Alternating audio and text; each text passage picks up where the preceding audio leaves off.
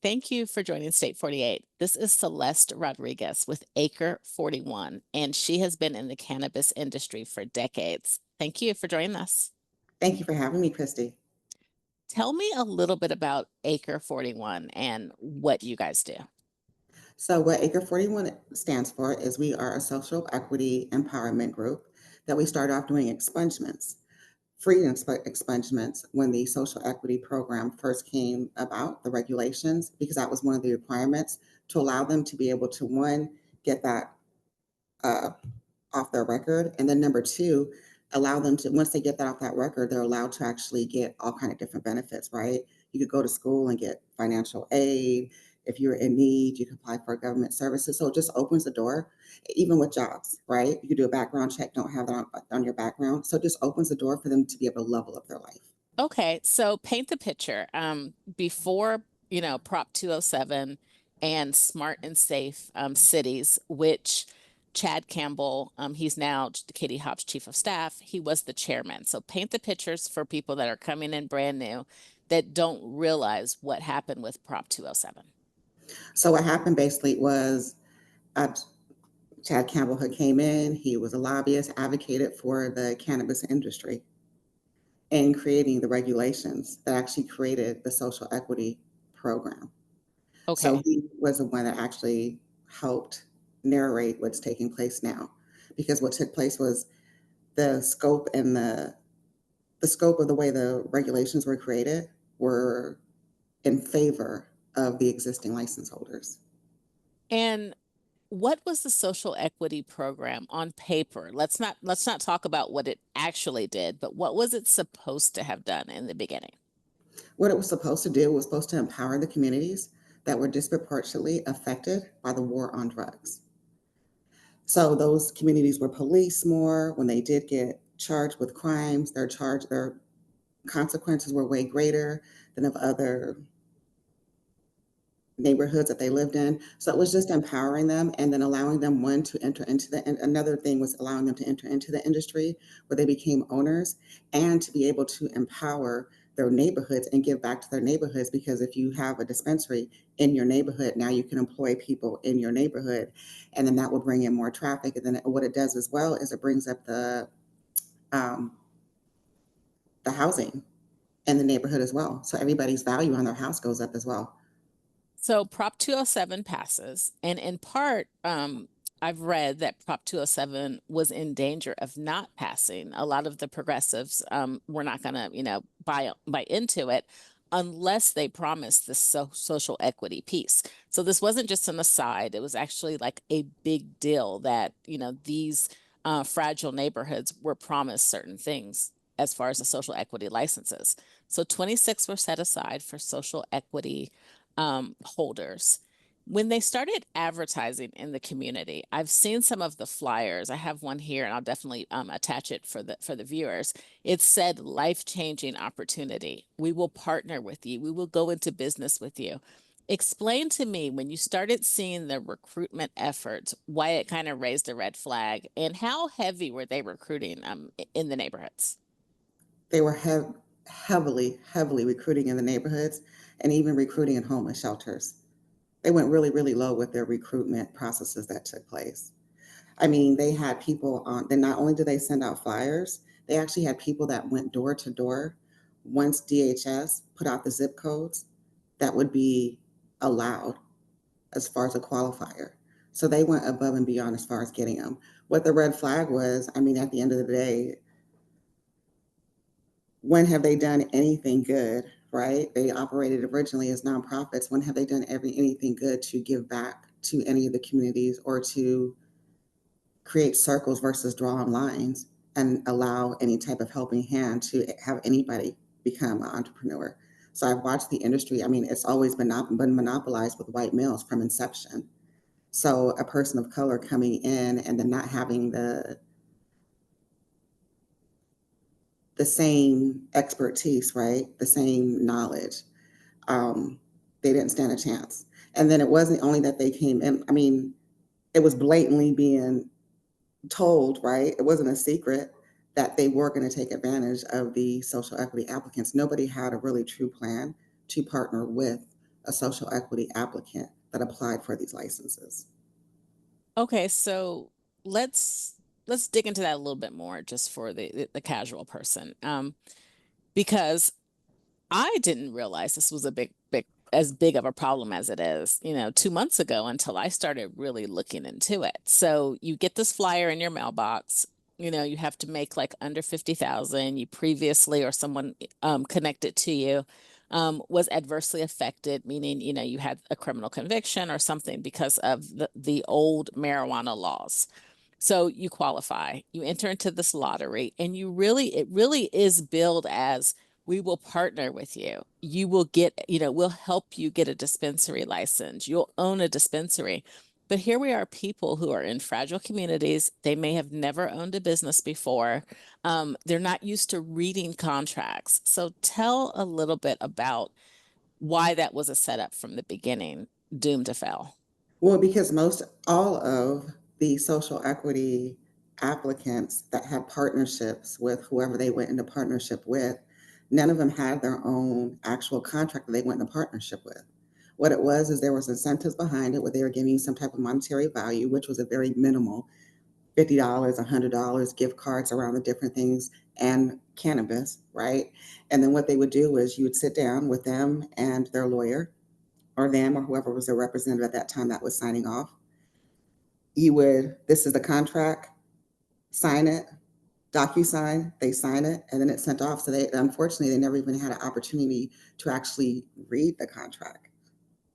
So we'll get into it a little more at State 48, and we have talked about how, and correct me with these figures, is it one person or two that currently still are actually social equity owners? It depends how you look at it, huh? That's just what I was about to tell you. Depends on how you look at it. Okay, so So we'll go with 100% social equity owners, mhm. that would be able culture. Okay, so there's one. There's only one person out of the 26 that still held on to their license. Everybody else is partnered with an existing license holder. Okay. And by partnered, meaning, they're pretty much got scammed out of their opportunity to um, be a beneficial owner, right? Because of the contract they entered into. Correct. Okay. Now, before you actually sued the state of Arizona.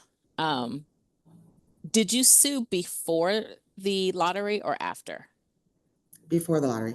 Okay, and that's what I thought, but I wanted to ask you because I was like, wow. So, and I spoke to someone and they said you have to talk to Celeste because it was almost like she had a crystal ball and she could tell everyone around them that this was not going to work in favor of the communities that they made all of these lofty promises to.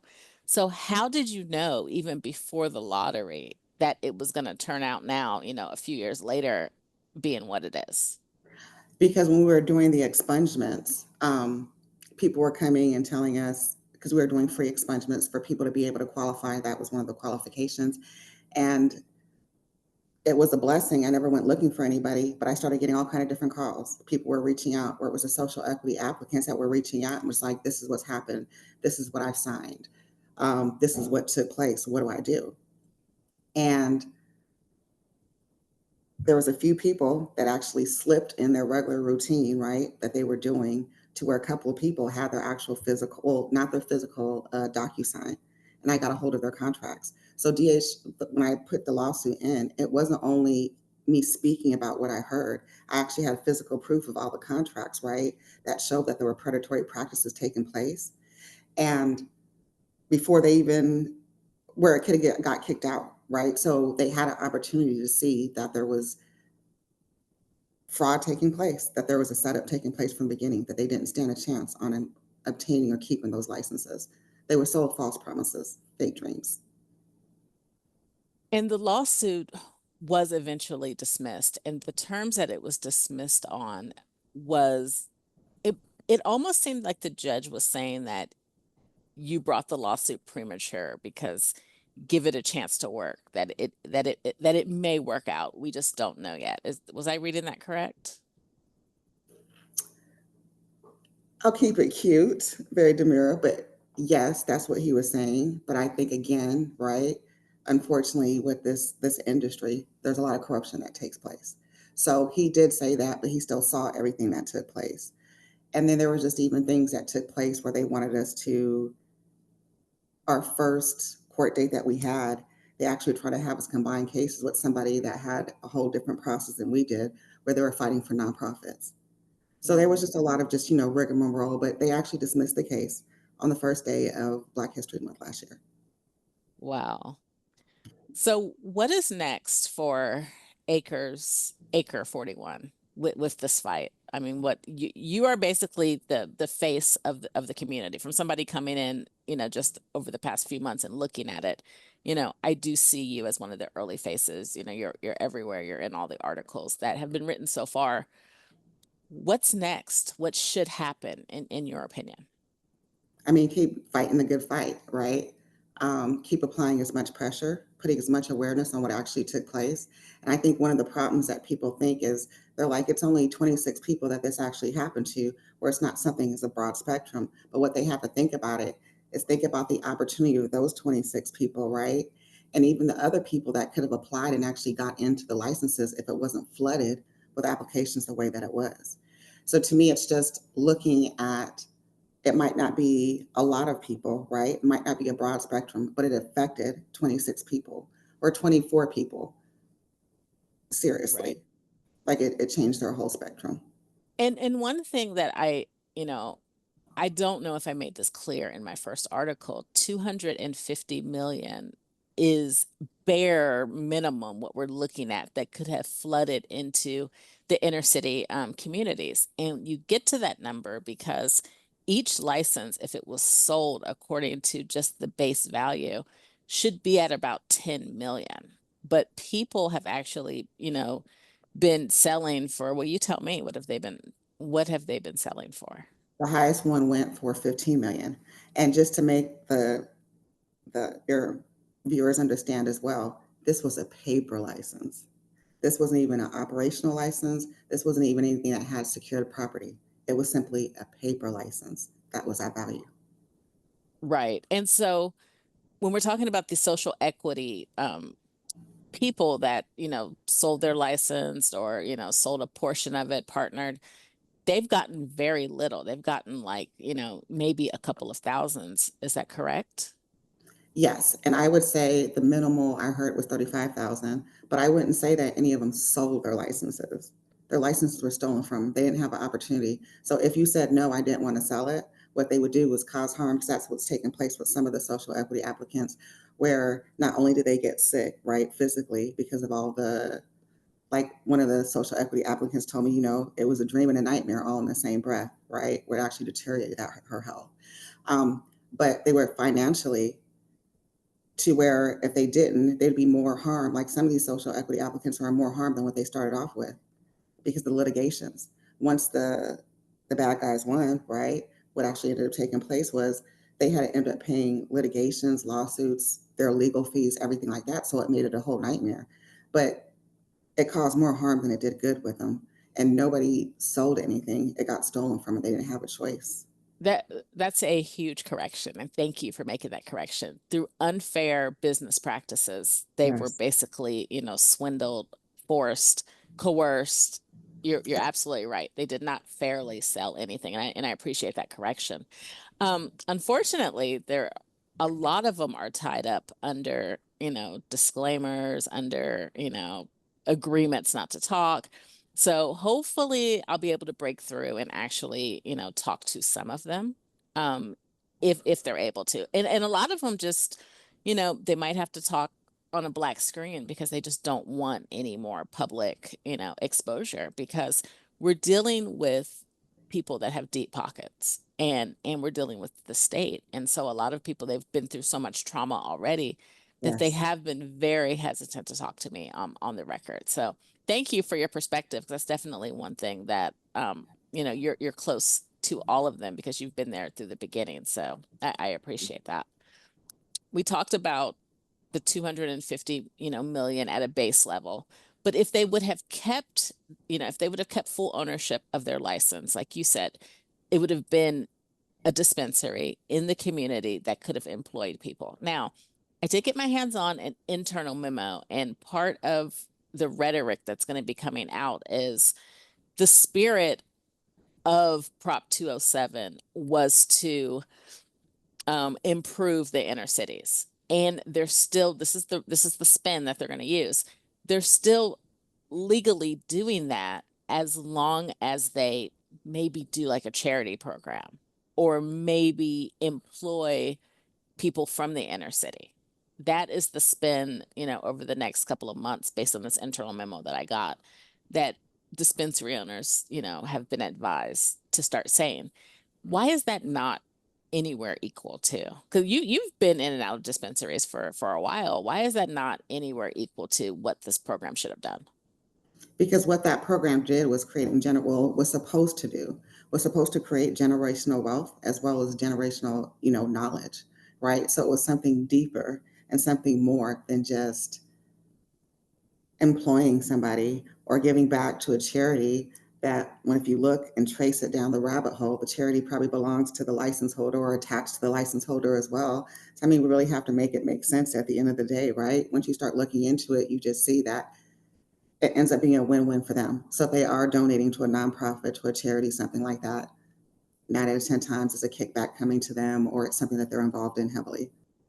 My last story, we talked about Missouri, and Missouri is taking a completely different stance than what we're seeing in Arizona. They have displaced even one of Arizona's, allegedly bad actors in the social equity program. They have taken away his licenses in Missouri. Can you talk a little bit about watching what Missouri is doing versus knowing that Arizona is doing the exact opposite? I have not been able to receive a statement. I can't find a statement from either Governor Katie Hobbs or Attorney General Chris Mays. Can you talk a little bit about what watching Missouri and how active they have been versus Arizona? Missouri gets a standing ovation. Salute, hats off to them. I mean, they're going about it the right way, right? And they're enforcing their regulations, which Arizona unfortunately didn't do. Department of Health Services set out regulations, but nobody's enforcing the regulations. So a kudos to watch Missouri do what they're doing. It's very sad when I sit back. I mean, disheartening, right? When I see what Arizona's doing, especially seeing on the short time period. Arizona, we've been a more mature market. We've been up and operational longer than some of these other states. How do they get it right, but we didn't? And then what's crazy about that as well is with Missouri, then revoking of those licenses in Arizona, the alleged bad actor, there's rules that are created, drafted, right, that haven't been enforced that say if your license is revoked in another state, it's supposed to be revoked here. But again, it's not being enforced. Have you heard, I mean, during the duration of this, throughout your lawsuit, throughout, any of it, throughout the numerous media stories, has either Governor Katie Hobbs, Attorney General Chris Mays, Chad Campbell, has anyone come out to the community and made any sort of statement? No, falling on deaf ears. And I've reached out personally to all of them. And I know that there have been social equity applicants as well that have done the same thing. Social equity applicant winners that have as well. I just won't say social equity applicants, social equity winners that have as well. Okay, and just to nail down on this a little more, Chad Campbell, he was not the chief of staff at the time. He was the chairman of the group who, basically went on TV and said these communities need to be made whole. I mean, he had all of the rhetoric. And now he happens to be Katie Hobbs' chairman, but even he has not said anything or reached out to the community after he basically used the community to get Prop 207 passed. No, not at all. I mean, I'm sure that's in his best interest for him not to vocalize or speak on what took place because he would have a lot of explaining to do. Okay. Thank you so much for talking to us today. I appreciate you, Celeste. I appreciate you, Christy, for bringing attention to this matter. Thank you. Thank you.